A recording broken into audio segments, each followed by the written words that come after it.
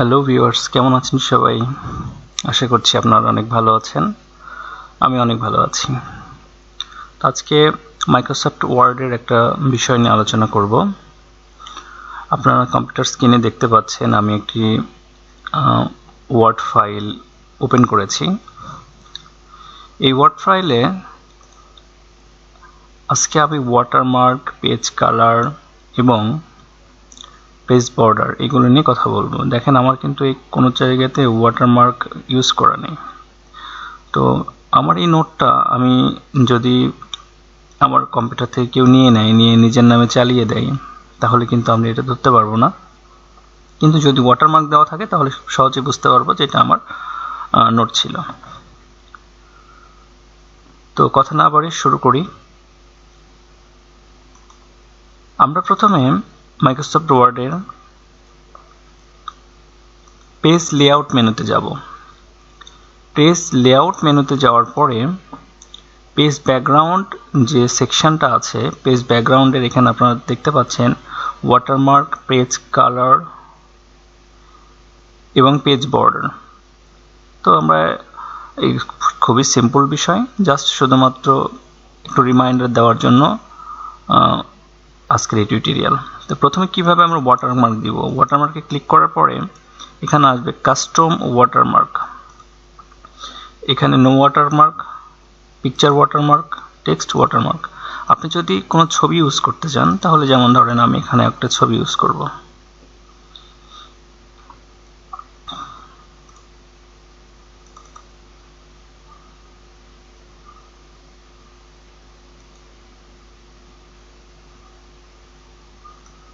আপনারা দেখতে পাচ্ছেন আমার এই নোটের ভিতরে আমার ছবির জলছাপ চলে এসেছে, অর্থাৎ ওয়াটারমার্ক ক্রিয়েট হয়ে গেছে।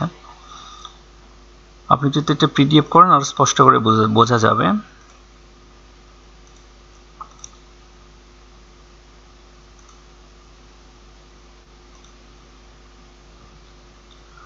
আপনারা দেখতে পাচ্ছেন এখানে ওয়াটারমার্ক ক্রিয়েট হয়ে গেছে, ভিতরে আপনারা জলছাপ দেখতে পাচ্ছেন।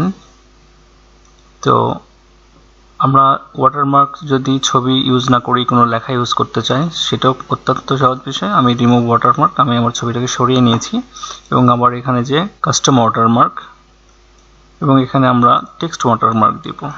এখানে ল্যাঙ্গুয়েজ আছে, টেক্সট অর্থাৎ কোন যা কিছু লিখবেন সেটার অপশন আছে, ফন্ট, সাইজ, কালার সবগুলোই আছে। তো এখানে আমরা লিখব ক্রিয়েশন বিডি সুপার।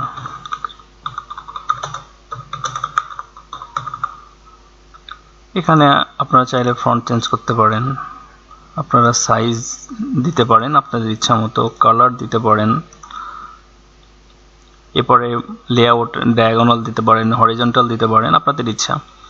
আমি জাস্ট অ্যাপ্লাই দিলাম। এরপরে দেখতে পাচ্ছেন যে ব্যাকগ্রাউন্ডে কিন্তু ক্রিয়েশন বিডি সুপার এটা চলে এসেছে। যদি এটা আমরা পিডিএফ করি তাহলে খুব সহজেই দেখতে পাবো যে আমাদের কি ক্রিয়েট করা হয়েছে।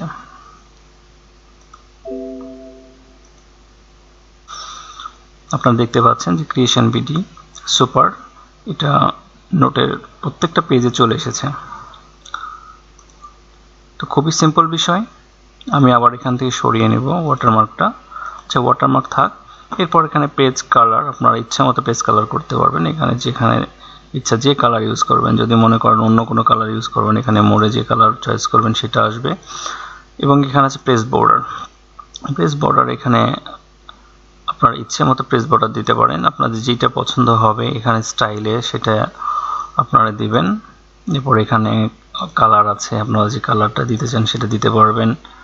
এরপর যদি কোনো ছবি ইউজ করতে চান সেগুলো করতে পারবেন, আপনাদের হোয়াটএভার যেটা ইচ্ছা। এই যে দেখেন কি সুন্দর পেজ বর্ডার তৈরি হয়ে গেছে। তো ধন্যবাদ সবাইকে আজকের ছোট টিউটোরিয়ালটি দেখার জন্য।